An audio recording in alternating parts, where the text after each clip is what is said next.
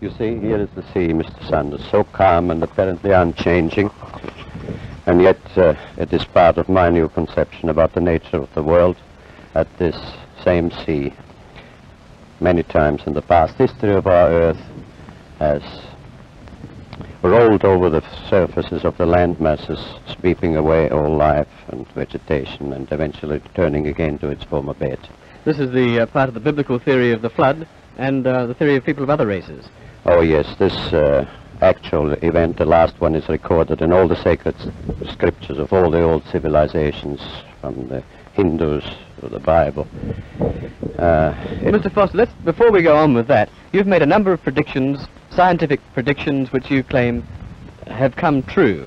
Now, what are those predictions, and how do you make this claim? Well, they are all based on the new notion that the physical invariance principles of contemporary science are invalid. And I stated this first in a manuscript reviewed in Australia in 1954. And the validity of this statement was confirmed finally last year at Princeton, when the principle of time reversal invariance was found to be invalid.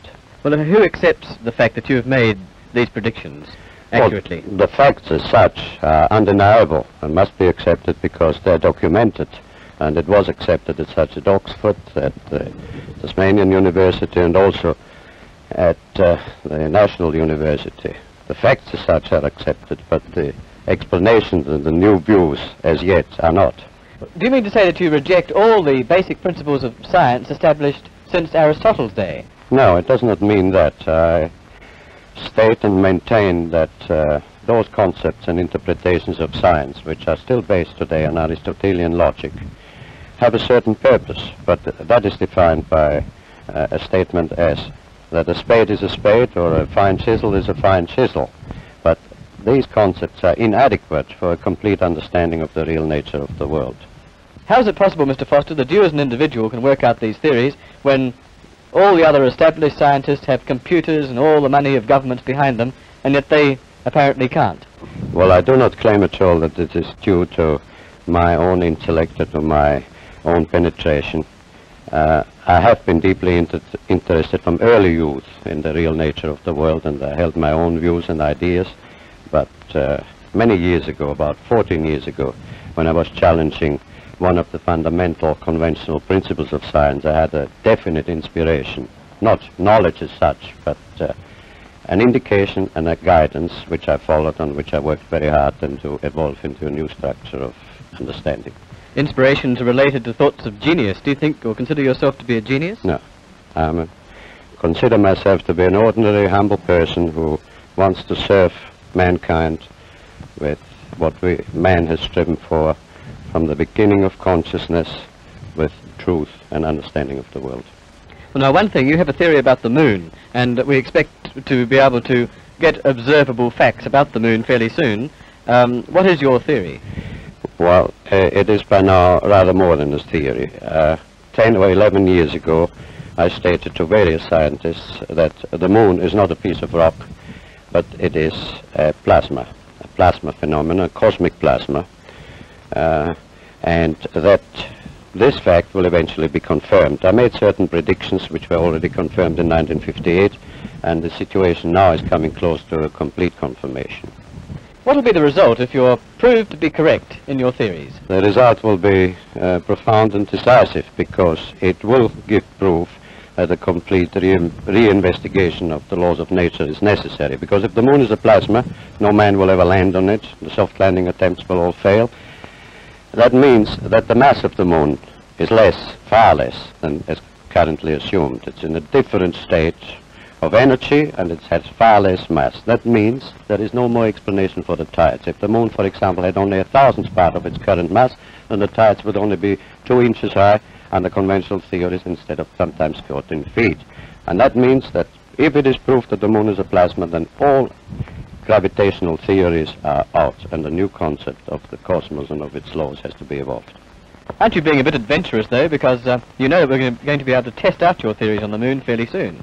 Well, not anymore. 11 years ago, of course, it was rather taking a risk. I was considered a lunatic, of course, but by now the evidence, accumulated evidence, is already so much in my favor and I'm not taking any risks anymore. On the contrary, there is scientific views expressed all over the world now that the moon seems to be of a quite different nature of what was assumed.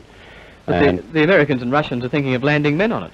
Well, that will never happen. Not on the moon. On Mars, on Venus, on other planets, yes, but the moon is definitely, as I assert, a plasma. Isn't there a slight contradiction? You mentioned the moon and the tides, Mr. Foster, and at the earlier part of the interview you talked about the tides sweeping over the Earth.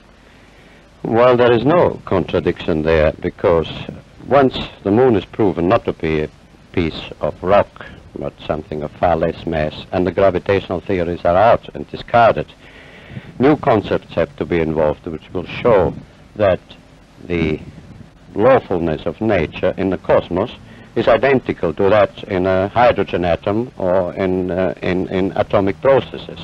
And when this is understood and worked out in full, it will be found that the physical processes of the Earth are quite different in geophysics of what it is present assumed, and that lawfully in certain periods, mostly during the ice ages, which occur every 200 million years, and there is a reason for that, the axis of the Earth suddenly tilts over.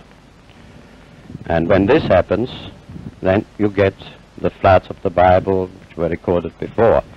The tides, the ordinary everyday tides, have an explanation, even if the moon had almost no mass at all, because they are field effects. They're induced by cosmic pressures which exist in the field of our solar system. What's the benefit to mankind in your theories? Well, the first one, and the most important I would briefly put down, is this. I think it is a new conception about the nature of the cosmic world and about the nature and the veracity of consciousness, conscience, of morality. At present we have a glaring contradiction in the assertions of fundamental science.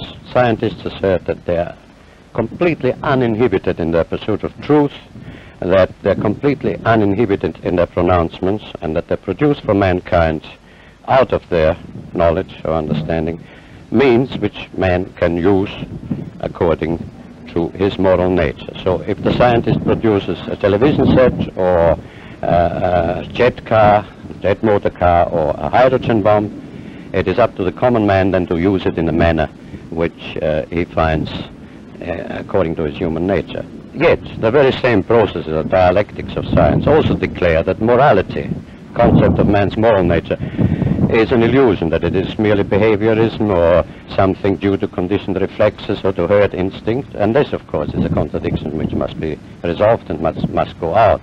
And it will be found as a consequence, what I had the privilege to see and to experience in my mind, that there is a moral law in the universe in which we partake and which is binding on us and which is decisive on our future.